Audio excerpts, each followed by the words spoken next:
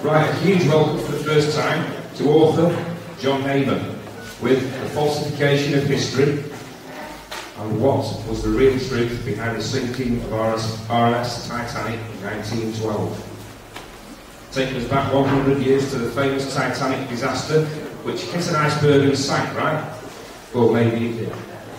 But John covers inconsistencies with the official tale. Dear me, not that one again. Famous names of the finance world, Rothschilds, Rockefeller, JP Morgan, and possibly a business venture that didn't work out, culminating in the loss of Morgan's no-claims bonus, possibly paid for with innocent lives. And an official story that stubbornly sticks to the unfortunate accident theory, case closed. But how well does it stand up to independent scrutiny? Let's find out. Please welcome John Neyman.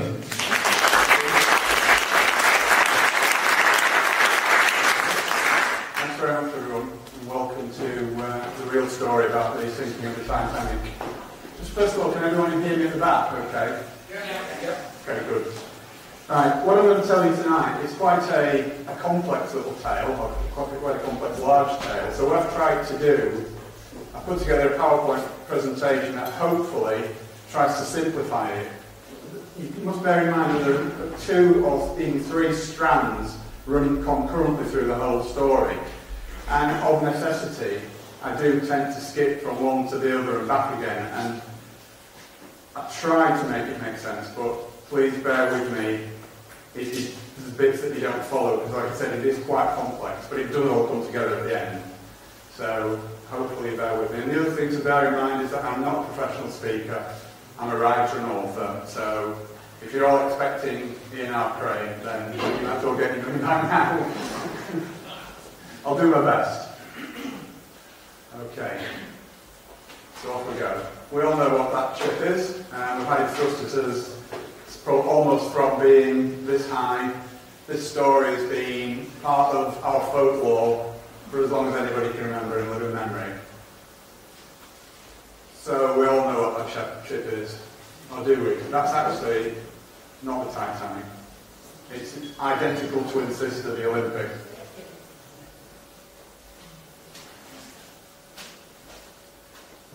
So what do we know about what happened on that night of 14th, 15th of April 1912? Not an awful lot, really. Although we hear so much about it, everyone thinks that they know the story. Well, trust me, you don't. And this is what we're coming to now. We know for sure that a very large ship sank in the early hours of the 15th of April. And we know that there were more than 1,500 lives lost, and that 700 survivors were rescued by another ship, the Carpathia. But once he said that, he said everything. Everything else is really up for question, seriously. And I'm going to show you how that is the case. So let's start by having a fresh look at some of the facts. Moving swiftly onwards. Yeah, so to come up with the story that I've come up with, obviously it wasn't all my work, but there's a lot of my own research gone into this, and a lot of the stuff in there is stuff that is unique to me. So where did I get it from? Well, this is where I got my information from. I looked at the transcripts of both inquiries. There were two inquiries about the Titanic disaster. One was the American inquiry, one was the British. Looked at both of those. I looked at Howland and Wolff public records. Howland and Wolff was the shipyard that built the ships. Okay, various other sources, libraries, internet, blah, blah, blah. And the one thing that really struck me about it all was that there were so many unanswered questions and anomalies with the official story that made me just think that, hang on a minute, let's have a closer look at this. So what does the official story consist of? It's basically all those things. Can we all read that at the back? Is it large enough? Yes. Yeah, okay. So at the risk of just standing here and reading the slides, it's basically all propaganda from the White Star Line. Dozens and dozens of eyewitness accounts, hardly any of which agree with each other. Contemporary newspaper reports, which I'm sure some of you are aware of this phenomenon. Whenever there's a disaster that's not as it appears, the first reports that come out you never see them again, a lot of them, because they change the official story as time goes on, and some of the reports contradict the new official story, so you never get that. So by looking back at old newspaper reports, I've actually found a lot of stuff that's never mentioned and absolutely conflicts with the official story. Okay? So the inquiries were generally regarded as a whitewash. Okay? And the conclusions that they came to were so obviously incorrect as to be mind-blowing. There was also a British and US government cover-up, which again, as we go on, I'll talk more about that. And one of the things that has been responsible for the apocryphal tale about the Titanic, one of the major things that's been responsible for it, is a book, which some of you may have read, and a film, which some of you may have seen, and it was this one. I'm just click on now. It's called A Night to Remember, and it was written by a guy called Walter Lord. And Walter Lord, just for a bit of background on him, he was an ex-CIA agent.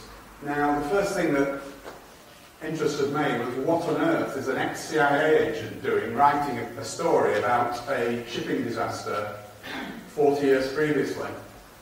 And the conclusion that I came to on that was for the same reason that the CIA get involved in anything and everything, and that is to cover it up and obscure the truth. So, the Titanic myth that we all know and love so well is a result of that book and that film. And trust me, 80% of it is utter hogwash. Right, so let's just set the scene a little bit. We have to turn back the clock a little way, first of all. A guy by the name of J.P. Morgan, John Pierpont Morgan, who was a big American financier at the turn of the 20th century, from the 19th into the 20th century. Very close links to the Rothschilds and the Rockefellers and all the usual suspects. Okay, he bought the British White Star Line, which was the line that eventually built the Titanic and the Olympic and the Britannic, the three sister ships. Okay, the British government, because it was a foreigner, they had to sanction the purchase. And they imposed certain conditions on that purchase, on that sale, which, please bear that point in mind, because that will become very important a little bit later on.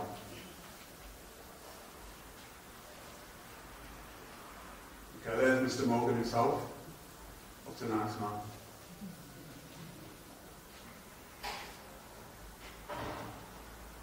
Okay, so in 1907, Morgan asked Harland and Wolff Shipyard, who almost exclusively built ships for the White Star Line, by the way, to build a new class of luxury liners, and he was going to call that the Olympic class. And work started, as it says there, in 1907 at Harland and Wolff Shipyard in Belfast. And it was going to be three ships. Firstly, the Olympic, closely followed by the Titanic and the Britannic, which came a little bit later. And these were going to be the largest moving objects that had ever been built at that time. Olympic and Titanic would be virtually identical, but significantly there were some differences, and again we'll come on to that a little bit later as the story develops. Okay, so in 1910, this is where we swap over onto another little thread, which you're going to have to bear in mind as well as we go through it. In 1910, in what appears at first sight to be a totally unrelated incident, 7 extremely high-powered American financiers met in total secret at a place called Jekyll Island, which is off the coast of Georgia in the USA. Okay? They were the representatives of those powerful financial organisations, J.P. Morgan himself, and as I said before, the Rothschilds and the Rockefellers. Okay? It was all done in absolute secrecy, and this is documented, and the documentation is available, so this is not my speculation. No surnames were used at all. And their plan was to introduce something into the American economy called the Federal Reserve Bank.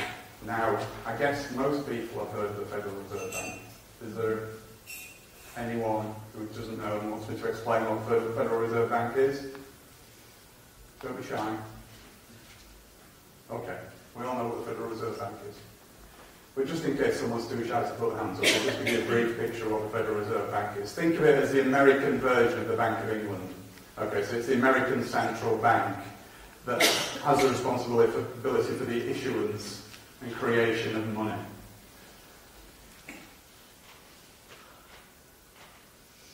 Okay, now, the reason for the secrecy was that there was some powerful opposition to this plan.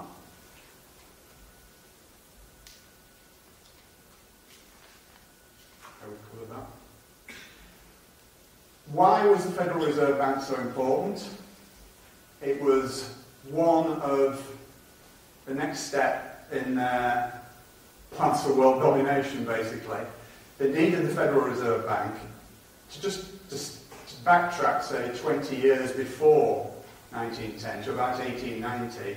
The decision had already been taken. Now, this might sound fantastic to some of you, but others may know that this is the case. In 1890, World War I was already in the planning, but there was no way of financing it because it would have taken absolute massive amounts of money, huge amounts of money.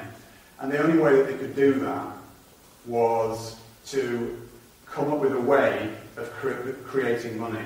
And the way that they decided to do that was by introducing the Federal Reserve Bank, which was basically going to usurp from the American government the ability to create and introduce money into the economy.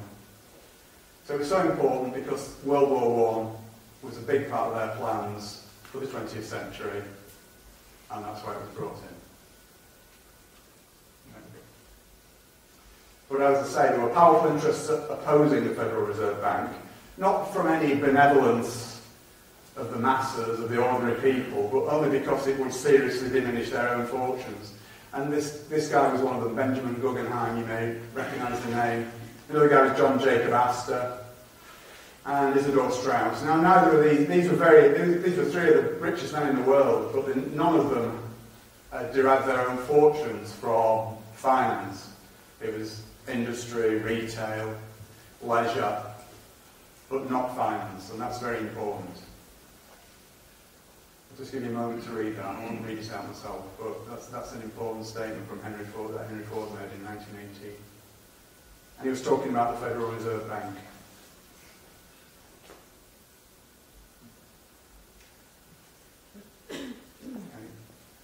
And a little bit more recently, a gentleman by the name of Benjamin Fulford, who some of you may have heard of, came out with that statement, which is what we're talking about tonight, basically. Part of what we're talking about tonight. Okay, so why were these powerful guys opposed to the Federal Reserve? Because, as I said, they knew that the Federal Reserve would undermine their own personal fortunes because they weren't going to be involved in it, basically. So it wasn't through any benevolence that they were opposing it. It was purely selfish reasons. So let's get that up front straight away. The reason that it would impact on their own personal fortunes was because when you introduce a way of creating money into the system that is not done by the government and it's done by private interests, every note that comes into circulation, and this is true of our country today even, has a portion of interest attached to it, which is owed to the bankers, right? So the Bank of England produces money, and it's not the government that asks the Bank of England to do it. The Bank of England does it as a private corporation, and the government has to pay interest to the Bank of England, believe it or not. And that is the reason for the national debt, nothing else. So any other BS that the government comes out with for the national debt is nonsense. I'll tell you right up front, right now, it's because of the way the Bank of England operates. So, and that causes extreme inflation. We all know that throughout our lifetimes, how much prices have gone up, how much wages have gone up, maybe not in the same proportion, but things just constantly go up. And the reason for that is not the rubbish that we're told by the media and the government, it's because the interest has to be paid to the bankers, and that's the only reason for inflation. Okay, so extreme inflation will be very dangerous to these guys who oppose the Federal Reserve, and it could even have destroyed their fortunes, so that's why they're opposed to it. Indeed, after the Titanic incident, just so happened that Mr. Morgan himself acquired their businesses anyway. So, just something to bear in mind. Okay. Morgan was also the largest shareholder in IMM, which is International Mercantile Marine, which were owners of the Californian. And for those of you who know the Titanic story, you know that the Californian was the ship that got blamed, or the captain of the ship that got blamed for the Titanic disaster. Okay, so Morgan was involved in that too. And the reason for that will become apparent as well. Okay, and IMM also owned the Lusitania, which, as it rightly says, that's another story for another time, but believe me, that isn't all it seemed as well. Okay, let's just look at the general situation surrounding Atlantic crossings in the 19th century. After all, the 1912 and 19th century had only finished 12 years previously. But it was mainly immigrants going to America. And basically, the ship owners didn't care. They were just worthless lives, these people, you know, just poor people. So they overloaded the ships. They overinsured the ships. Insurance scams were absolutely rife. They didn't care. Okay. And it was also an industry that was noted for fraudulent practices. So, moving on apace. The first of the ships off the production line was the Olympic, which was, to all intents and purposes, identical to Titanic. And that was launched early 1911 and had its maiden voyage on the 14th of June that same year. Now, Olympic was not immune to little disasters itself. It had quite a few, shall we say, mishaps. On its maiden voyage, it almost sunk an American tug. Okay, but the biggie, as far as Olympic was concerned, was that in September of that same year, as it was leaving Southampton Harbour, steaming down Southampton water to head out into the Channel, it was involved in a horrendous accident with a Royal Naval cruiser called HMS Hawke. Now, that was never publicised, alright. It is available information. I'm not saying you couldn't find it out. But how many people knew that? Put your hands up that actually happened. Okay, about 6 people, fine. Okay, so, yeah, very important point. Now, the damage to Olympic was far more serious than they first thought. It limped back into Southampton Harbour for initial testing. There's HMS Hawke. That was almost a write-off as well. But Olympic limped back to Southampton, and they did the initial damage assessment, and they found a huge hole. And by huge hole, I mean a huge hole. You'll see a picture of it in a minute. But even worse than that, there was all sorts of unseen damage as well. There were bent and broken beams, metal beams. There were thousands, hundreds of thousands of rivets that popped. Steel plates were completely ripped away. It was a mess. It was a mess. There we are.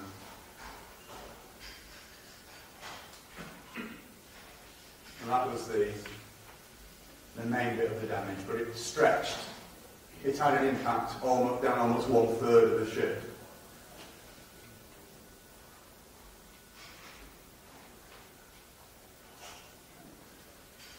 Now, the biggest problem that it had was it had twisted the keel of the Olympic, and this was causing a huge list of port. It was quite dramatic, actually, the list of port, and again, that becomes important in a little while. Even the temporary patches to get it back to Belfast, because bearing in mind in those days, this was the biggest ship that had ever been built in the world. The only place where there was a dry dock big enough for it was at Belfast. So they had to patch it up at Southampton as best they could, using divers, to get it back to Belfast, to the dry dock. And even the patches, to enable it to do that, took 2 weeks. Okay, so back to the dry dock for proper damage assessment in October 1911. In the meantime, whilst all this was going on, any accident involving a Royal Navy ship, there has to be an inquiry, and that inquiry is undertaken by the Royal Navy. And of course, wouldn't you just know it, who was at fault for the accident? It was the Olympic. Now, this was pretty serious. pretty serious. The Lloyd's of London declined the insurance claim, which was an absolutely massive blow to the White Star Line. Now, it was not only liable for damage to Olympic, but it was also liable for damage to HMS Hawke, and this was going to run into many, many millions of pounds, and in those days, millions of pounds were serious money. And the upshot of it would be that had that been allowed to continue, then White Star would have been bankrupt. There's no question about that.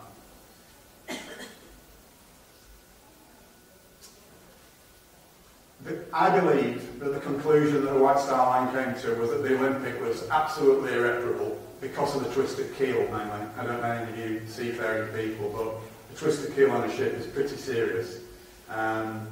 So they got basically two options: scrap it, which would have definitely meant the end of the line for not only White Star, but Holland and Wolff as well, who, if you remember, I said, they almost solely built ships for White Star. So if White Star went down, then so did Holland and Wolff. Obviously they went for the patch-up option. I think they were just buying time, to be honest, see what could happen. So they patched it up, and that took 7 weeks. So bear in mind that 7 weeks out of commission, it was a lot longer than 7 weeks if you take the time before it, from after the collision until the 7 weeks began, and then add the tack of 7 weeks onto the end of that. It's a lot of time for a ship of that magnitude to be out of service. The speculative investment that JP Morgan and co. had put into the Olympic class meant that they needed a return on their investment really, really quickly. And not only were they having to pay for all these repairs, but they were losing the revenues that would have been generated by the Olympic traversing back and across the Atlantic, taking passengers. So it was a huge, I can't stress that enough, it was a huge financial blow to them. Okay. Now we know that steel struts were put in place to brace the keel, and I will return to that towards the end of the presentation. So just bear that one in mind as well. Okay, and also to expedite the repairs, they actually borrowed the starboard propeller from Titanic, which was not finished, but it was well underway. It was probably about 2/3 of the way built at this time. Okay, so basically they needed Titanic in service as quickly as possible, along with Olympic, to start generating revenues. Otherwise... Okay, so Olympic was actually involved in yet another collision, believe it or not, when it got back into service in January 1912. And it lost a propeller blade. It had to get back to Southampton. And we know that there was severe vibrational damage, which obviously didn't hold the course at all. And it created enormous stress on what was an already badly damaged ship, even though it had been patched up. So back we go to Belfast again. Propeller blade replacement. Now it's interesting this, because according to Holland and Wolff records, a propeller blade usually took about 5 hours to replace. It was just a case of unscrewing bolts, big bolts, I grant you, but just a case of unscrewing bolts, and with a team of a few men, that could have been accomplished in 5 hours. It actually took 4 days. It was in dry dock for 4 days, having that propeller blade changed, which is a little bit strange, but we'll have a look at that for now. Okay. So what were they doing for 4 days? Well, strangely enough, Olympic had been launched by this time, although it wasn't finished. It was sat there in the water. And they were photographed together several times in Belfast around this time. Don't forget, this is like 3 months before Titanic's maiden voyage, and they were together. Originally, the Titanic was meant to be going out on the 20th of March, but that was put back to the 10th of April. Partly because of all the contretemps with Olympic. And there they both are, the two sisters sat together. Almost identical. Almost. Let's look at the differences. Okay. On the forward part of C deck, which is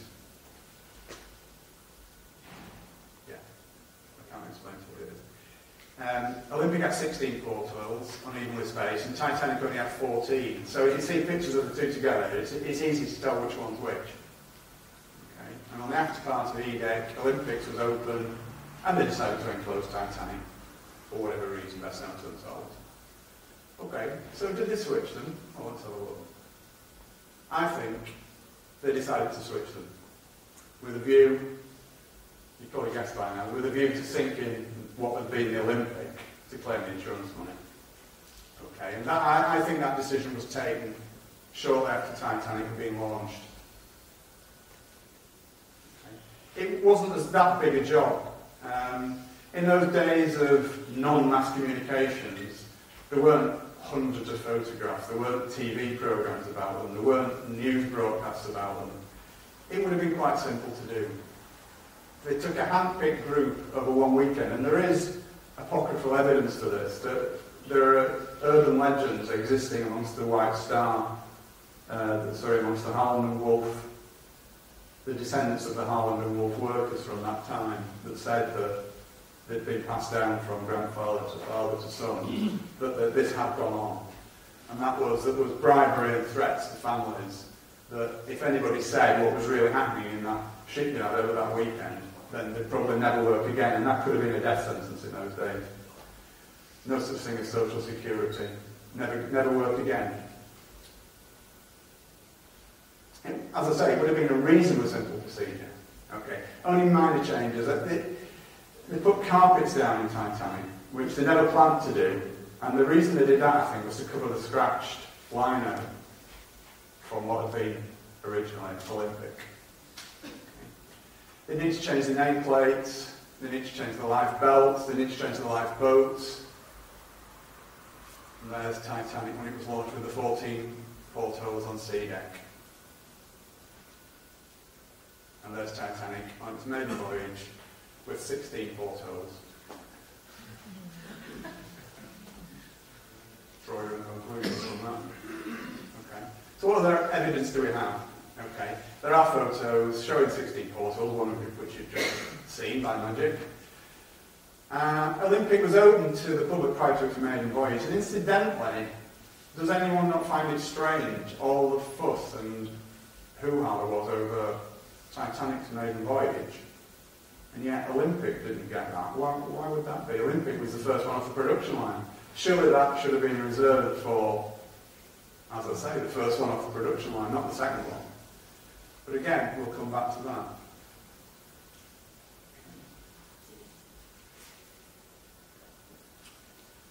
Another little piece of evidence for a switch was that a guy called Lawrence Beasley, who was a second-class passenger, he reported a list of port throughout the voyage. He was a survivor, obviously, and he mentioned it to the crew or to anybody who'd listened, but of course it was ignored. Now this is interesting as well, the sea trials. Olympics was a full day on the open sea, which is what the Board of Trade, who controlled these things at that time, that's what they demanded, any big new liner entering service. It was a proper, comprehensive trial with Board of Trade inspectors crawling all over it. And that's exactly what happened for Olympic.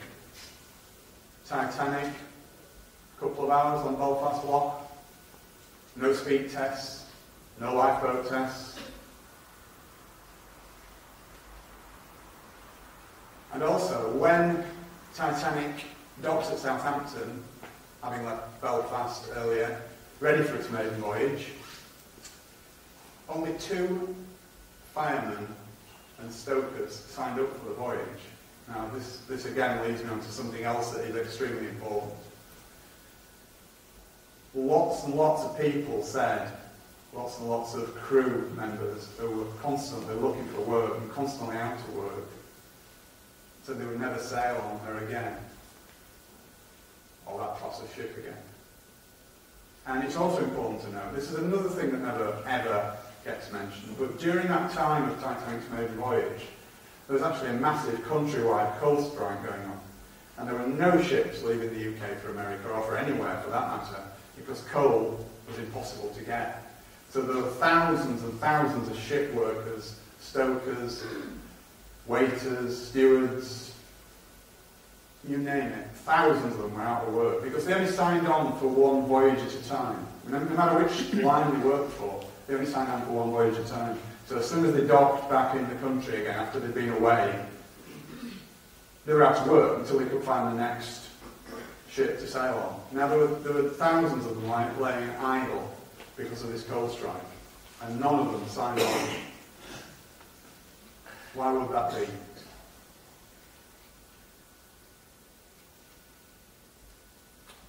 So just to recap a little bit, why would they make a switch? I'm making a serious allegation here. Why would they make a switch? Well, as it says, Olympic was virtually worthless. It was uninsurable. Damage beyond economic repair, I believe. White Star Line and Harland and Wolff would have been bankrupted. So did Mr. Morgan, forever with an eye for the main chance, look at it as an opportunity to kill two birds with one stone? Because now this leads us back to the other thread, which is the Federal Reserve again. We have the opponents of the Federal Reserve, Messrs. Guggenheim, Astor and Strauss. It would have been far too dangerous to just bump them off in separate accidents. It would have just been so obvious. Who would suspect that in the aftermath of a shipping disaster of that magnitude that these people are being murdered? If they were murdered, of course. So, back to JP Morgan's kill two birds with one stone. Not only was he going to sink the Olympic disguised as the Titanic and claim his insurance money, he was also going to get rid of these guys who could have made life very, very difficult for him and his oppos and their plans for world domination. Okay. Let's take a little look at Edward Smith, the captain of Titanic, who had also been the captain of Olympic on his maiden voyage as well. And he switched Titanic for its maiden voyage. Captain Smith is generally regarded as being a hero. In all the apocryphal tales that you read about Titanic, Captain Smith, the hero that went down with his ship. He was actually, he had an appalling safety record. He was generally known as a braggart and a show-off, and he used to take great delight in throwing these huge liners around as though they were ducks in a bath, basically. He had more than several serious accidents in his career. I'll just highlight a few. He had 3 in the Olympic for a kick-off. The Republic, the Germanic, the Coptic, the Majestic. The crew were killed, and that was well covered up actually, that one. So again, I dug that out, but I only had one source for that. There's no other mention of it anywhere, the fact that crew were killed in the Majestic's accident. So he was not the guy that he's portrayed to be, shall we say. Okay, so I believe what happened was, Bruce Ismay, who was the owner of White Star Line, no, he wasn't the owner, I beg your pardon, he was the managing director of the White Star Line. He was brought into Ismay's confidence, and Ismay used his record, his appalling track record, as a lever, and virtually twisted Smith's arm to carry out this conspiracy that they'd all planned. Okay. They were told that the Californian would be standing by. This is the ship of whose captain actually got the blame for the Titanic disaster from the 2 inquirers. Okay, and basically he had to comply, but in doing so he insisted on choosing his own crew. And again, this is something that's quite interesting because it's a known documented fact, and this hasn't been covered up, this is quite true.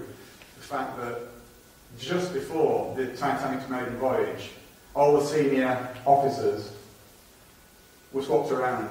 They brought in a new one and all the others went down a notch, which they weren't very happy about. But that did actually happen. Smith chose his own crew for that. There you go. Pecking order of his existing officers was affected. Now, there are several puzzling facts about this. Again, as I've already alluded to, despite the coal strike that was going on, they still had difficulty finding crew. What did these people know? These thousands out of work. there was all sorts of rumours going around amongst the crew members of all the different ships that there's not all was well with Titanic. Chief Officer Wilde, who was the guy immediately below Captain Smith in the pecking order, he actually wrote a letter to his sister just before Titanic embarked from Southampton. And in that letter he said, "I still don't like this ship. Still don't like this ship." It was the first time he'd been on it, allegedly. Olympics maiden voyage had been absolutely fully subscribed. Titanic was just over half full. First class passengers wanted to transfer to Titanic when they found that it was actually going to make the voyage even despite the cold strike.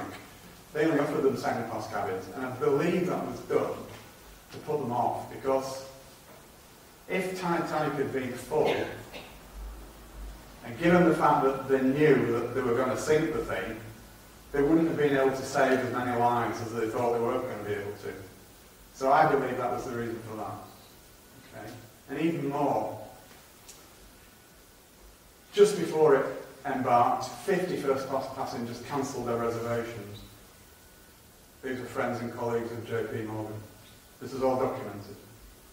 J.P. Morgan just didn't turn up. He was supposed to be on the maiden voyage. He wasn't on it. And he actually rang from France and ordered some priceless bronzes that he was going to transport back to his home in America and have them removed from the ship at the last minute. He said that he was ill. That's why he couldn't make the voyage. But he was seen 2 days later, in perfect health, at a French seaside resort with his mistress. And Florence Ismay, the wife of Bruce Ismay, the managing director of the White Star Line, she was originally going on the voyage with her husband, but again at the last minute she cancelled. She said that she was ill, but she was seen later that week in Ireland with her family on a touring holiday.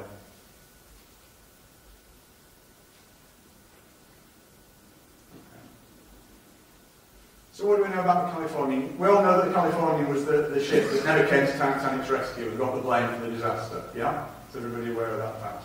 Right, well, California, this is quite an interesting issue as well. Again, despite the cold strike, Californian left England, I think it left London, 5 days before Titanic. It's had a full complement of coal somehow. Nobody knows how or why. Well, we know why, perhaps. It's had no passengers. I mean, just that fact on its own. It's had no passengers. Why would you send a ship across the Atlantic with no passengers? People were clamouring for passengers across the Atlantic. Everybody was stranded because there were no ships leaving. So the one that is leaving has no passengers. Does that make sense? It's just me. Okay. And also, this is really interesting. I was gobsmacked when I read this. I'm sure you will be as well. There was no cargo. Does anybody know what the cargo was on the California? The only cargo that they had?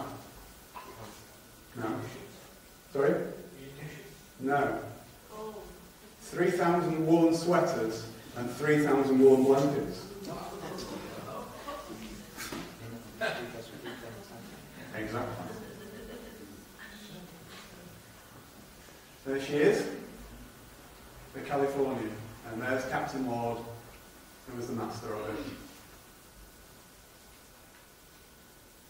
So, on the 14th of April, the Californian came to a dead stop in the middle of an ice field. Now, the story we all hear about that is that, well, of course it stopped because it's in the middle of an ice field. It's too dangerous to carry on. No. Captain Lord, he was a tall man for those days. He was 6 foot. But for some strange reason, he decided to spend the entire night of the 14th and 15th of April on a sofa in the chart room fully clothed.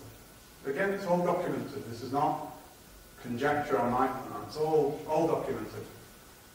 He ordered the boilers to be kept fired. Now, normally when ships shut down, for whatever reason overnight, they shut the boilers down to save fuel. Okay? And the crew were made to be on standby overnight. Okay? So what was he expecting? What was he expecting? I can't imagine. I really can't imagine.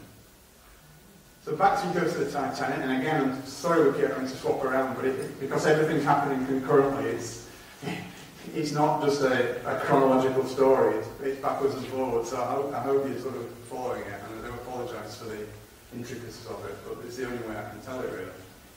Okay, so again, I mentioned this before, huge fanfare and build-up to the maiden voyage.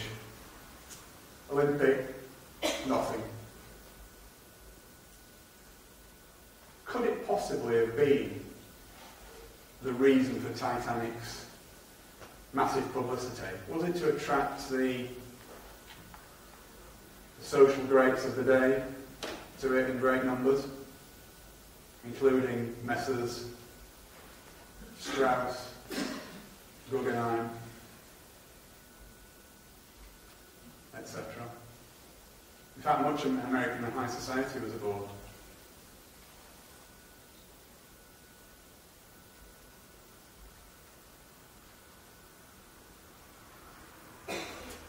Okay, so let's move on now to Titanic, the maiden voyage. She set off from Southampton on the 10th of April. She called it Cherbourg in France, and then she called it Queenstown Island, which is now called Cove Island, and then set off across the Atlantic. And late on the evening of the 14th of April, we know that the Titanic received 6 messages from the Californian, 3 of which were warnings of icebergs, which is fair enough, but 3 were personally addressed to Captain Smith from Captain Lord. Now, we never found out what it actually said in those messages, but I would love to. I really would. And one of the things that so we do know what it said in one of them. It was a precise location of where California had stopped for the night. And why would it do that? Why can we just think about that with the benefit of hindsight, if you like, on what we now know about what was going on? Why would he tell him exactly where California had stopped for the night? What were the points of that? They weren't even part of the same shipping line. Okay. It's also a documented fact that Captain Smith delayed turning the Titanic west on the southern track. There were different tracks going across the Atlantic for different times of year, mainly to avoid icebergs. But he delayed it for 10 miles, which actually put Titanic directly into the ice field. Was that a coincidence? I don't. But again, this is something that did come out. This is something that is prevalent in stories like this. We know that for a fact that the radio operators were busy with passenger messages, so they weren't really taking an awful lot of notice of other ships and their wireless traffic at all. So everything was concerned with getting the first class passengers messages to their family and friends in America who were probably waiting for them at the key time. Okay, so according to them, they didn't receive the Californians' last messages. So again, draw your own conclusions. Now, we know that there are several other ships in that ice field in exactly that same region that night. And they were all travelling at full speed, so why was the Californian stopped? It's stopped and closed down for the night. And we're told, as I said before, that this is because you cannot run at full speed through an ice field. But that is just hogwash. I'll come on to that a little bit later. This was Titanic's route from Queenstown across to New York. You can just see the edge of the ice field there. It doesn't show very well on the slide, but it's there. And it's just there where Smith turned into the ice field. And that's where the accident took place. If it was an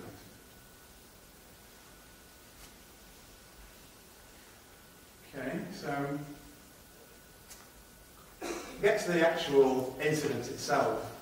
It's 11 o'clock in the evening, 2 lookouts, Fleet and Lee started their watch, their shift. Okay. And strangely enough, as Captain Lord had done, Captain Smith also decided to spend a night fully clothed on a sofa, not in his cabin. 1:35 p.m, the iceberg was sighted and a warning was sent to the bridge. And the helmsman was ordered to port around it. Which, incidentally, doesn't mean turn to port, it means turn to starboard. It's a bizarre thing, but it actually means you turn to starboard, which is the right, and you port around something. It means that the rear end swings out like that. Sorry, nobody can see my arm, I do apologise, but it swings round it like that. So that's called porting around it. Okay, now that would have been fine. That would have worked perfectly. They would have missed the iceberg, completely missed the iceberg, apart from the fact that somebody reversed the engines, which guaranteed a collision. Because the speed Titanic was going at, porting around it would have taken it, at full speed, would have taken it a wide berth around the iceberg and past it. But reversing the engines meant that it was like slowing right down, so it didn't have time to get past the iceberg. So that actually more or less guaranteed that there would be a collision. So why was that done? Again, it's all very strange, all very weird. First Officer Murdoch, who was on the bridge at that time, so he was effectively in charge of the ship while his superior officers were sleeping or off duty. Did he deliberately guide Titanic into the iceberg? Because it was him that gave the order to reverse around. This is an experienced guy, you know. He wasn't a rookie. He'd been around a bit. He'd been on the ships for 20 years. He knew what it was about. You don't get to become first officer of a huge liner like that without knowing, you know, what's right and what's wrong when you're issuing instructions to helmsmen. So that in itself is very strange. It leads me to think that something wasn't right there. Now, another interesting point is that Titanic's turn circle was 1,280 yards, which, as it says on the slide, is about 2/3 of a mile. And its stopping distance from full speed is at 850 yards, which is just under half a mile. Right. Now, in his testimony to the American inquiry, Lightoller, who was the second officer, said that the iceberg had been visible from 2 miles. So, when you just read that information again, given that fact, why did it hit an iceberg? If its stopping distance from full speed, and it wasn't even travelling at full speed, was 850 yards, and the iceberg was visible from 2 miles, something's not right. The iceberg should easily have been avoided. The other aspect of this is that there were, despite what you may believe or think, there were only actually 6 eyewitnesses to the alleged iceberg collision. Only 4 of them survived, and all these were working class. And what I mean by that is they were the ordinary seamen. Right? No passengers witnessed it. They were ordinary seamen aboard the Titanic. The 2 officers that witnessed it, well, we'll see what became of them in a short while. Murdoch allegedly shot a passenger and then immediately committed suicide, something which his family have vehemently disputed ever since, or his descendants. 6th Officer Moody allegedly drowned, which just left Quartermaster Oliver, who stated at both inquiries, "I saw nothing," even though he was on the bridge. The helmsman, Hitchens, who was immediately transferred to a job as harbour master in Cape Town upon landing in New York. Lookout Frederick Fleet and Lookout Reginald Lee were the only 2 who actually gave any evidence at all at the inquiries. Any or all of those could easily have been coerced and bribed, in much the same way that the Harland and Wolff shipworkers were. Just a simple expedient of threatening them with loss of livelihood. It would have been a piece of cake. Okay. Another strange anomaly. After the the iceberg hit, or Titanic hit the iceberg, which we prefer, Captain Smith ordered Titanic half speed ahead for 5 minutes. Now, why would he do that? The thing was taking water. Was he trying to get closer to the Californian? Then as soon as they spotted a ship on the horizon, immediately he closed the engines down. Very confusing. So what we'll do now is I'll just do this little recap, and I think it's time for a break. Okay, so now we have a ship standing dead in the water, Olympic, Titanic. A rescue ship standing by, which we believe to be the Californian. We have messages sent from California stating its position, for whatever reason. Smith can see a stationary ship on the horizon, and he assumes it's a Californian, and therefore everything is going to plan. And I think we'll leave it there and have a little break.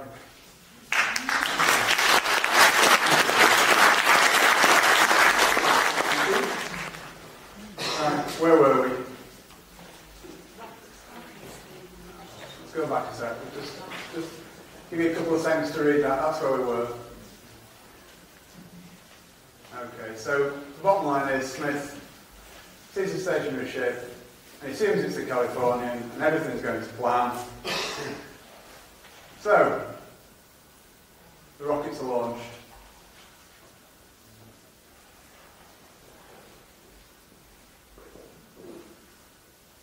Okay, so Titanic starts sending out its signal rockets around midnight.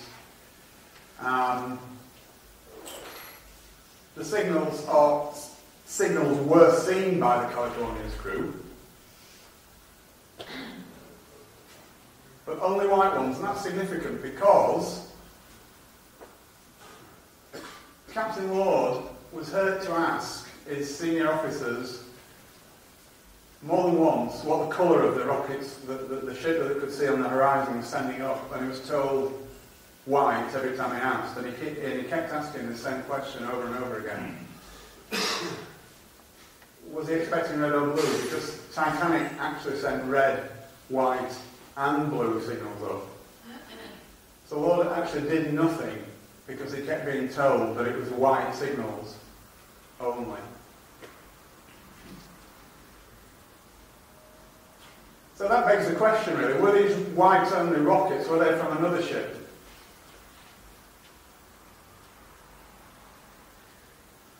Now, I'm not sure how clear that is, but here's the Californian, okay, and here's the reported position of Titanic, the red boat, but here was the actual position of Titanic. And in between the Californian and the Titanic, again, this is something that is not reported widely, there was a smaller ship called Samson. Obviously that's a little bit exaggerated, but you can see the effect of the curvature of the Earth. Because of the distance between the Californian and the Titanic, which was actually 19 miles, although according to Titanic's reported position it was only 11 miles, the curvature of the Earth was actually obliterating Titanic, as you can see from the diagram. However, Samson, significantly, was visible. Now, the Samson, what was all that about? I hear you ask. Right, well, the Samson was actually an illegal seal fishing boat. And it was discovered much later, after the event, that it was actually in that vicinity sending up white rocket signals only. Now, why was it sending up white rocket signals? Rather a strange thing to do if it wasn't in distress. But as a seal fishing boat, it was actually culling the seals from all the ice flows around in the ice field. And it was recalling its small rowboats that it sent out to the various little icebergs, growlers and ice flows that were around there. And it was calling them back in. And to do that, it was sending up white rocket signals. And how do we know that this was the case? Well, first of all, the captain admitted it after the event, long after the event, and he also said that he'd seen coloured rockets from the other direction, in other words, in the direction from where Titanic was. So I believe what happened was that Californian actually saw the white rockets. Ward was privy to the information that Titanic's distress signals are going to be red, white and blue, and so he did nothing with the white signals. But those white signals have since been interpreted as coming from Titanic, which is incorrect. Obviously the captain of the Samson never came forward because what he was doing was highly illegal. Titanic sent up 22 multicoloured rockets, and according to Captain Lord, they only ever saw one once. So this is quite an interesting conjecture. Did Titanic even hit an iceberg at all?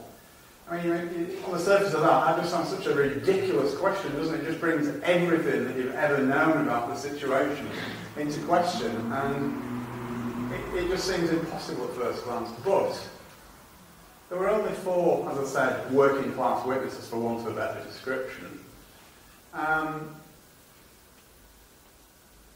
And one of those fleet, the lookout, he completely refused to answer questions. Oliver saw nothing at all. And Hitchens, the helmsman, he was given a new job in South Africa very hastily before the British inquiry. So, and the other lookout, Lee, he gave conflicting testimony. So in other words, what he said at the American inquiry and what he said at the British inquiry were 2 contradictory things. But then there's another interesting incident, which again is never covered in the apocryphal story, and this concerns something that was referred to in contemporary reports as the yellow funnel steamer. Okay. In the aftermath of the alleged collision with the iceberg, there was a yellow funnel steamer spotted by several, not eyewitnesses to the accident, but several people who came onto the deck of Titanic, stated to newspaper reporters in New York that they'd seen a yellow funnel steamer disappearing off into the distance. And also, there was a lifeboat floating nearby when the Carpathia picked up the survivors that was definitely not from Titanic because it was a different colour and a different design. And furthermore, all the ice on the deck, I mean, again, there's lots and lots of eyewitnesses reports about the deck being covered with large chunks of ice. Fine. Everybody assumes that that's from an iceberg, but it was an extremely cold night. And there was literally hundreds and hundreds of yards of rigging on Titanic. The wireless masts were just, in effect, like rigging going from one end of the ship to the other. And they would have been at 28 degrees Fahrenheit, which is what the temperature was at the time. They would have been absolutely liberally coated with ice. Any collision at all would have shaken loose literally tons of ice from not just the rigging, but from the masts and all the different cabins and structures on the deck. So it's quite feasible that even if it didn't hit an iceberg, there could be copious amounts of ice skating around the deck. So was the yellow funnel steamer chance an icebreaker that did the disastrous damage to Titanic?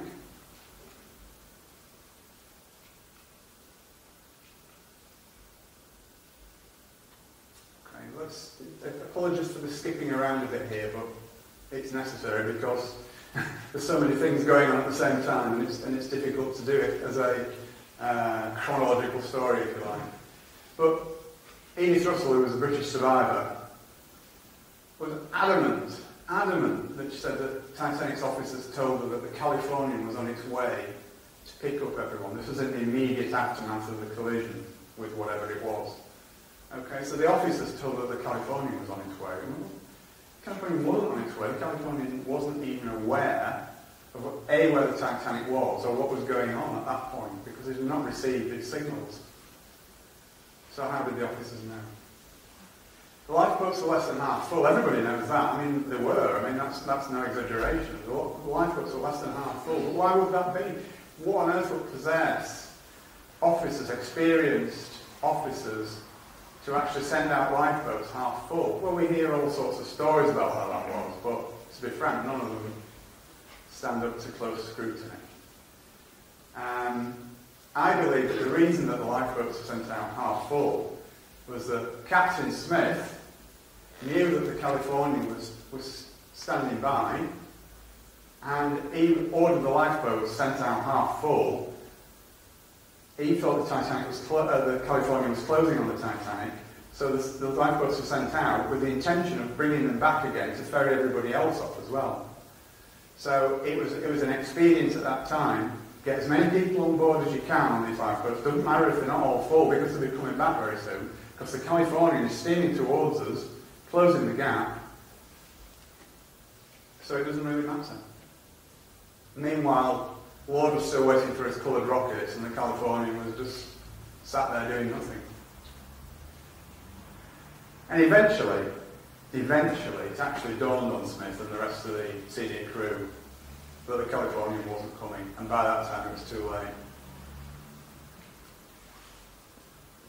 Okay, around 5:30 in the morning, Lord actually discovered that the Titanic had sunk. They'd actually kicked the wireless back into action again, because the Californian's wireless had shut down at midnight. Don't ask me why, I don't know. It doesn't make sense, but it did. He got the wireless back on again at this time, and he found to his horror that the Titanic had already sunk. And he set off towards them at that point, but it was too far away to do anything. And at that same time, Carpathia was just actually reaching the lifeboats from Titanic that were all, by this time, tied together and floating along, being rowed along in convoy. Okay. All the lifeboat passengers were taken aboard Carpathia and given medical aid. Bruce Ismay, the managing director of the White Star Line, who you remember was on board the ship for the maiden voyage, but his wife wasn't. He was allegedly in complete and utter shock, distress. He was taken to the doctor's cabin and sedated, but that's contradicted by the fact that at around that time he also sent 3 messages around 10 minutes apart to the White Star officers in New York. So again, a strange anomaly. And once they arrived in New York, all the crew were immediately subpoenaed to attend the official inquiry, which was to take place the following week. Sorry about this. That's an interesting photograph, actually. It's nothing to do with the conspiracy at all, but it's just that's the first Titanic lifeboat arriving at the Carpathia. Somebody on the Carpathia took that picture, which is a very poignant.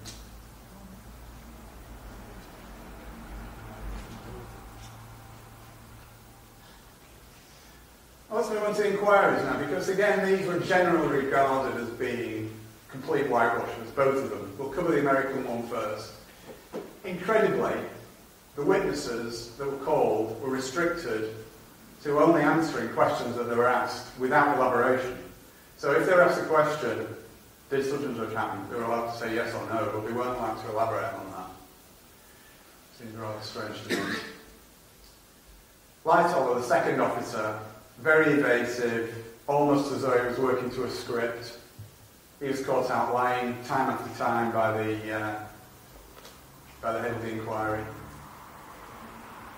He actually claimed at one point that he was in the water for almost an hour, which is absolute abject nonsense. The water temperature was 28 to 30 degrees Fahrenheit, which means that in the water at that temperature, your life expectancy is around 4 minutes. And it's an interesting point that a lot of people, I'm sure, not you good people here tonight, but a lot of people think that everybody on Titanic, that was killed on Titanic, drowned. Well, no, they didn't. They froze to death. The ones in the water froze to death. They didn't drown. I guess some of them must have done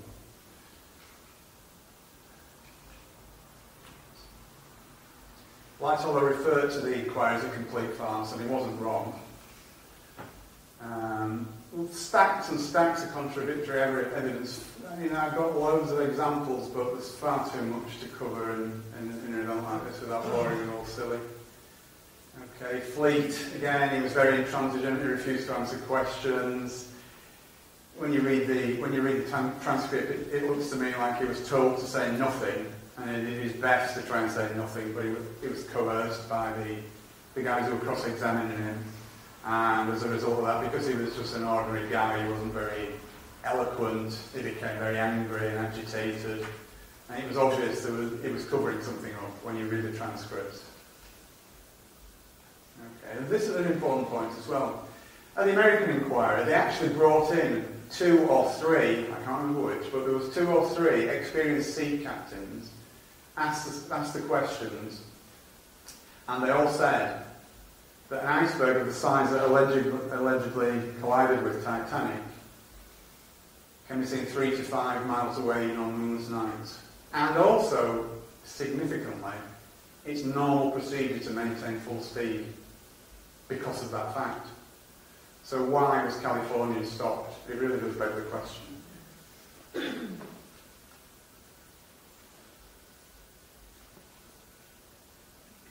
Okay, so a couple of weeks after the event, the surviving crew members docked at Plymouth Harbour in Devon, and they were immediately held against their will. They were kept in a holding pen, for want of a better word, overnight. There were 165, from memory, 168 perhaps, and they were all held against their will overnight, which is obviously illegal. They had no access to union representatives, and they were coerced to sign a document that they believed to be the Official Secrets Act. I think it's more than likely that they were threatened and bribed with the same old thing. Speak anything about what happened on that night, and you'll never work again. So moving on to the British inquiry. This was conducted under the auspices of the Board of Trade. The Board of Trade was the organisation that used to oversee anything that went on at sea. And it was the Board of Trade, for example, that set rules about the numbers of lifeboats that ships could carry. They did the inspections of ships that were meant to be seaworthy, etc. So it was done under the auspices of the Board of Trade, chaired by a guy called Lord Mersey, who was an interesting character actually, because Lord Mersey had been wheeled in on several occasions before, where there were sort of dodgy circumstances about ships being sunk, strange accidents, insurance scams, and he'd been used by the British government on more than one occasion prior to the Titanic inquiry. So he was quite a colourful character, was Lord Mersey. Okay. And it's interesting as well that the large loss of life was partly obviously, not wholly because of the conspiracy, but partly due to the inadequate Board of Trade lifeboat regulations, which said that they only needed to carry enough lifeboats for half the passengers in effect. So it was very extremely unlikely that any inquiry conducted by that Board of Trade would be anything approaching impartial, because it had to protect itself. Same old thing, isn't it? You know, we know the drill, we know the MO. And it was at the drill hall in London where the acoustics were so poor that neither spectators or press could accurately follow proceedings, so they couldn't really understand what was going on. And again, I believe it was all part of the same whitewash.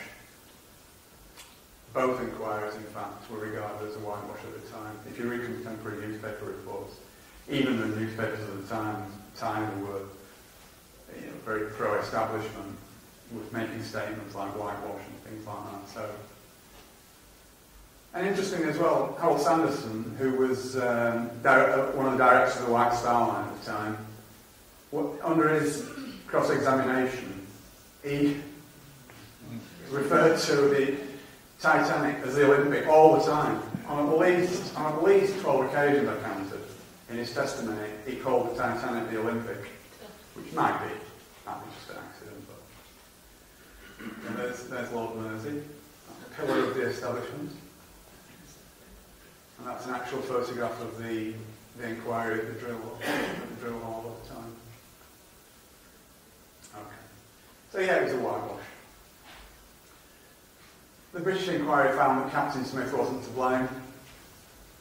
The lookouts weren't to blame. The design and construction of Titanic wasn't to blame. The officers and crew of Titanic weren't to blame. The White Star Line wasn't to blame. It was Captain Lord's fault. Obvious, really, isn't it? So poor old Lord was the scapegoat. Although I'm sure he was in on the plot, it was a bit rich to actually pin the entire blame on him.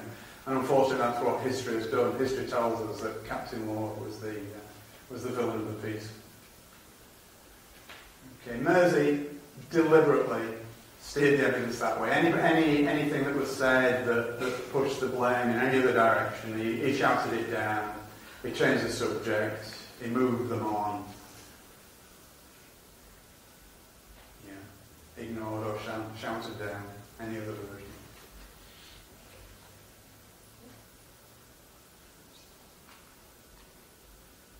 Okay, and he actually deflected the attention away from lots of other things that I would have thought must have been sort of fairly important. Things like Titanic's bulkheads should have been at least one deck higher. That would have probably saved the ship.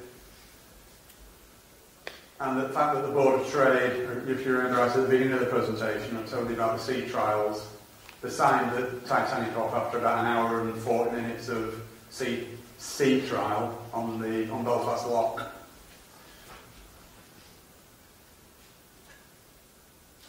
Okay, now where does the British government fit into all this, do you think? Because none of this could have been expedited without the collusion of the government.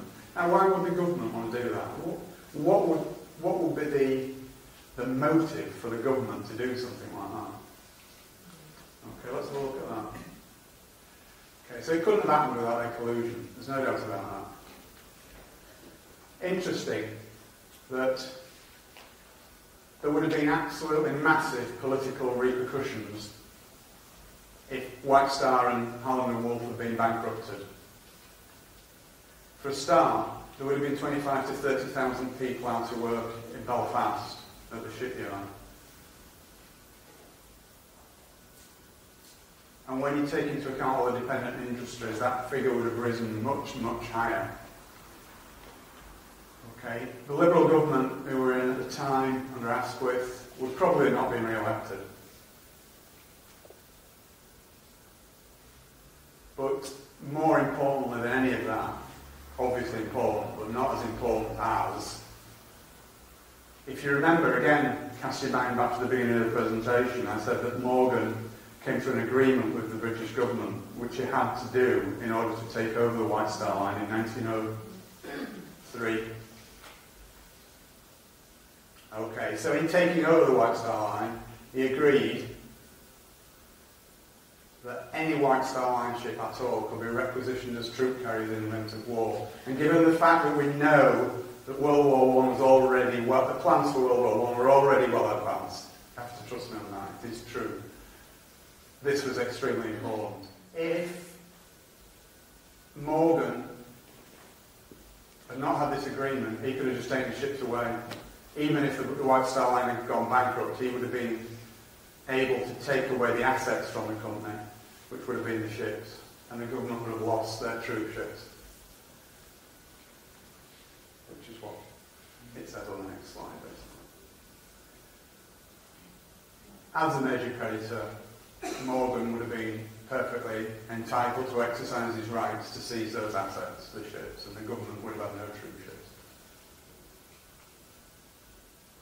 So the government therefore fixed the inquiries, in my humble opinion, in collusion with the US government, which did the same on their side of the pond.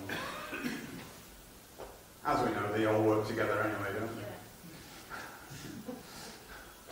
they? Okay, and then, well, not least of all this, there was an element of insurance scam involved as well. It cost 2.5 million in money at that time to build, which is, it's near like 200 million now, but it was 2.5 million it cost. The damaged Olympic would have been insurable for much, much less if it had ever managed to sail more than halfway across the Atlantic again.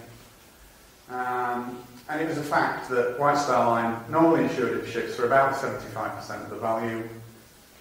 So even if Olympic, sorry about that. So even if Olympic had been, even if they'd been able to claim insurance on the Olympic, it would have been around 1.8 million I'll say the Olympic Titanic, we'll take a pick which one it is. In fact, the insurance on the Titanic was up the week before the main voyage to £3.2 million, which was a nice little killing for Morgan. Okay, now we're getting towards the end now. You'll be pleased to hear. But this is very, very interesting. Okay, as we all know, the wreck was discovered in, I think it was actually 1985. That's incorrect. I think it was discovered in '85 by Robert Ballard and the French underwater diving team. Obviously, we've all seen pictures of the wreck under the sea, and it's in extremely poor condition. Obviously after 100 years on the seabed, it would be, wouldn't it? That's not a surprising statement at all.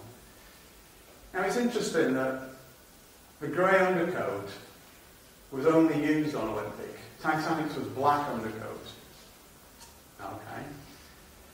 But another interesting point is that there's a picture that was taken inside the Titanic on the seabed of the marble fireplace in Ismay's cabin, and it exactly matches the marble fireplace in Ismay's cabin on the Olympic. Now, we all know that marbling, there's no two pieces of marble that look exactly alike, but trust me, these two pieces of marble look about as alike as it's possible to get two pieces of marble to look. And the starboard propeller on the Titanic at the bottom of the sea is clearly stamped 401, and I'll show you a picture of that in a moment. And what's significant of that, you may ask? Well, if you remember, when the Olympic was back in for repairs, they pinched one of the Titanic's propellers. Now, Titanic's build number was 401. So, if the propeller had been swapped, and the propeller at the bottom of the sea says 401 on it, draw your own conclusions from that. And importantly, when Ballard examined the wreck in detail, he had with him a set of blueprints of the Titanic. And he was really puzzled because in the wreck it is full of longitudinal steel braces on the keel, which are not in the original blueprint. Now, if you remember, I said that when the Olympic was repaired, it had steel braces put on the keel. That's the previous slide, but I'm just emphasising the steel struts to brace the keel, which was one of the repairs that were made. Remember that these braces did not appear on Titanic's blueprint. Okay, so there's a picture of Olympic at her launch, grey undercoat. Titanic's launch, black undercoat. I don't know what's got in there, but it's quite interesting anyway. But if you there's, you should say C deck up tonight. You can't count them from here, I do appreciate it, but that is Olympic, photographed in Southampton in 1929, and it's got Titanic's 14 portholes. So there you go. Now, 29. It was scrapped in 37, I think, or 38 maybe. Okay, so let's examine the wreck a little bit now. I'm nearly there now, I promise. Okay, so again, it's not a very clear picture, but if you look at these, where the paint has run here, you can clearly see the grey undercoat peeking through. And we know that there's only Olympic that has grey undercoat. So that's an interesting little point. And there's the 401 stamped on the propeller. It's not that clear on this picture, but you can just about make it 401. Olympics build number was 400. So again, I'll make the points because it's important that that propeller was swapped. Titanic's build number was 401, so that should have said 400 on it. Had it been the Titanic. Now, the other interesting point that I wanted to make was that it was White Star Line policy to rivet the names of its ships onto the hull. It didn't engrave the... Sorry, I beg your pardon, it's the other way around. It engraved the names of its ships into the hull. It didn't put iron letters stamped and riveted onto the hull. They were actually engraved into the hull, not standing out in relief. Now, this is a close-up of the Titanic hull, and you can clearly see the letters M and P. Clearly, it's not that clear, but it's just about visible, but it says M and P engraved in the hull. And that is exactly where two letters of Titanic have fallen off onto the seabed and are no longer visible. So again, it's all evidence. So that's where the letters were. So we're nearly there now. What became of these people? What happened to them all? All the major players in this little conspiracy of mine. They all died on board Titanic, but significantly, I believe this is significant. None of the contemporary reports, none of them even attempted to escape, as far as we know, which I find a little bit strange. At least one of them should have. But nobody ever saw them. Nobody saw them afterwards. They all sort of died quietly and just disappeared. What became of the Olympic or the Titanic, whichever one you believe it is. It successfully plied its trade across the Atlantic for another 25 years or so. What happened to the insurance claim? Well, Lloyd's of London immediately paid out the full 3.2 million, and that, just by coincidence, secured the future of both White Star Line and Holland and Wolff. And also what became of the plans for the setting up of the huge scam that was the Federal Reserve Bank. Well, the Federal Reserve Bill was passed without serious opposition. You'll all be absolutely gobsmacked to hear. On the 23rd of December 1913, when 9/10 of Congress had gone home for the Christmas holidays, it was introduced early that afternoon, and it was about that thick apparently. So no one would have time to even read it, let alone digest its implications. Okay. And as I sort of mentioned earlier on, it's the beginning of the American national debt, just like the British national debt began with the Bank of England in 1694. The American national debt started in 1913 and currently stands at 16 trillion. Now, trillions and millions for the purpose of this. They're just mind-boggling numbers, and it'll never be paid back ever. It's impossible. So basically, we're all in debt, or they are in debt, and their descendants as far into the future as you can possibly imagine forever, and that debt is increasing. And more importantly, the Federal Reserve Bank enabled the bankers to fund World War I, which is what they've been aiming on doing for the previous 20 years. Obviously World War I started the following year. So, that's it.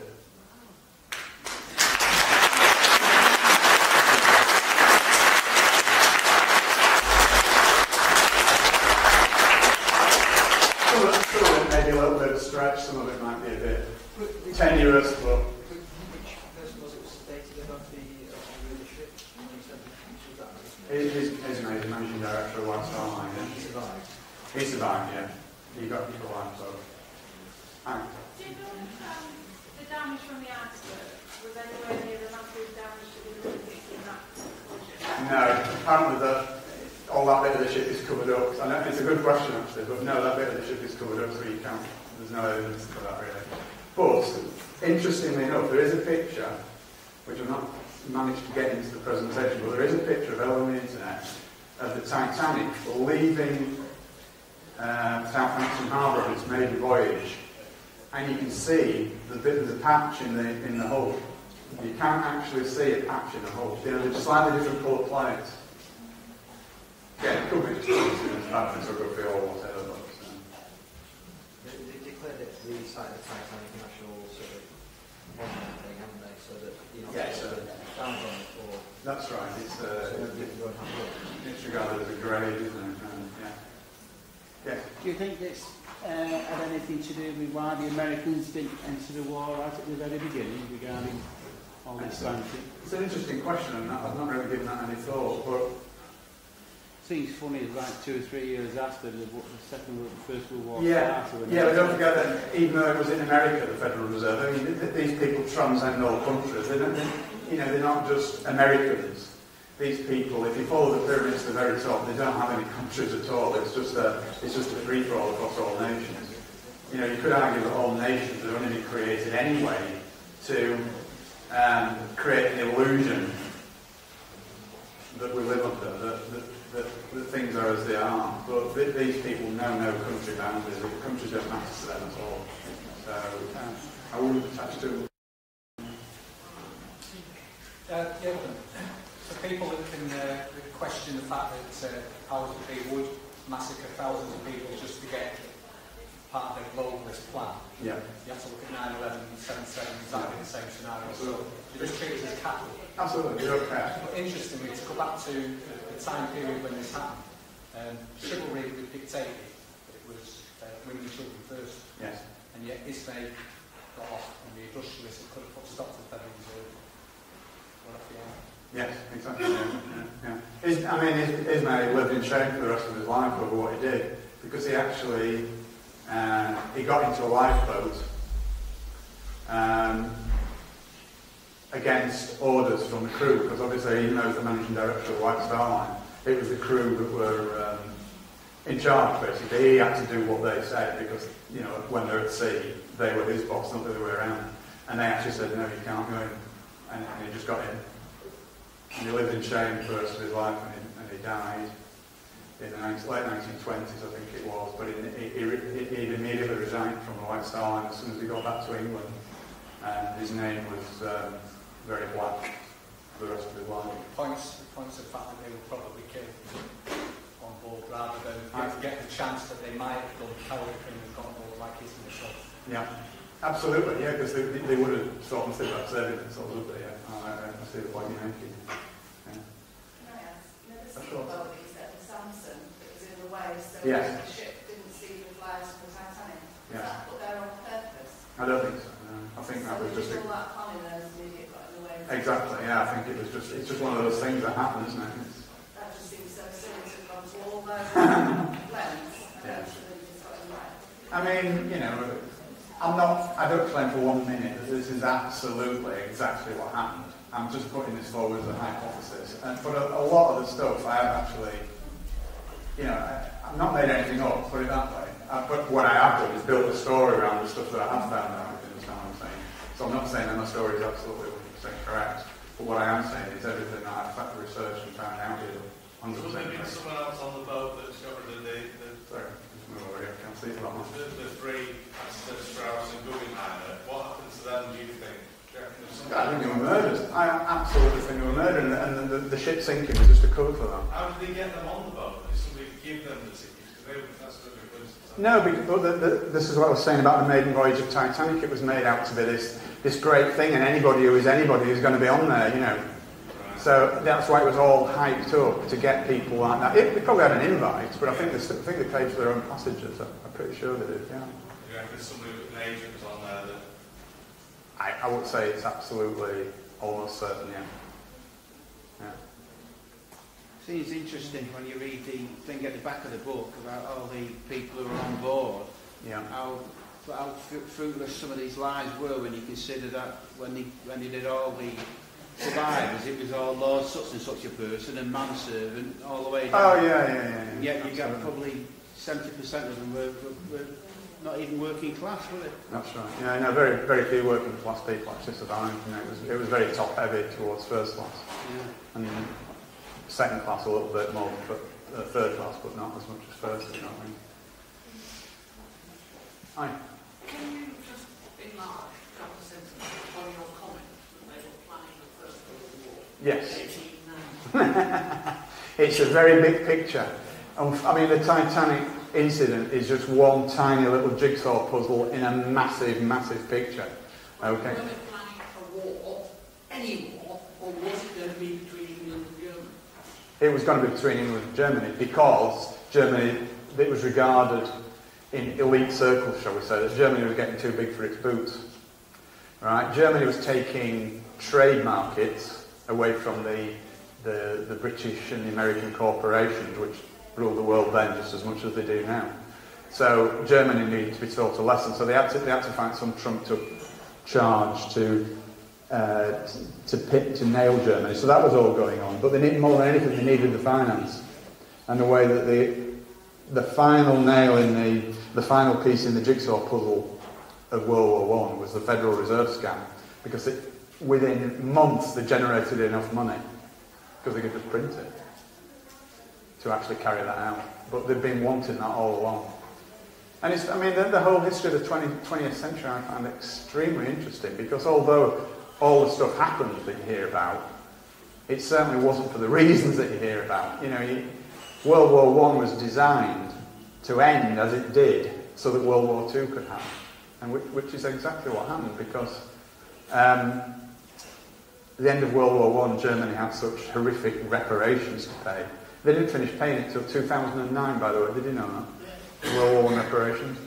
That they knew it would cause extreme austerity in Germany and extreme, shall we say, the big extreme parties such as the Nazis that would come to power, and they actually funded, it was Americans that funded the Nazis anyway, because it was all part of the same master plan. They don't leave anything to chance, these people. I know it sounds fantastic to anybody who's not come across these ideas before, but I've been researching this stuff for like 10 years or more, and that's what I do. I don't have a job. I'm a full-time researcher and author now, and honestly, when you scratch just a little bit below the surface, the world is not at all like you imagine it to be. Not at all. Well, my dad said to me before 1972 that wars didn't take place the way they presented. They were organised. Why do you say before 1972? He died in 1972. Oh, I beg your pardon. Sorry. If I had my free wishes, I would have an hour. Right. Yeah. Well, all wars are artificial constructs. They're all done for not the reasons that they tell you they're done for. It's mainly about making money. We could go on all night about it. It's such a big topic. What's your take on what is going on at the moment? This austerity and crashes and Greece and so forth. Have you had any theories about that? Oh yes. How long have you got?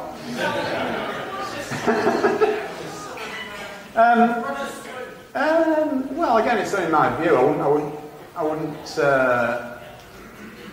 suggest to speak for everyone, but it's all part of the same thing. It's about control of populations.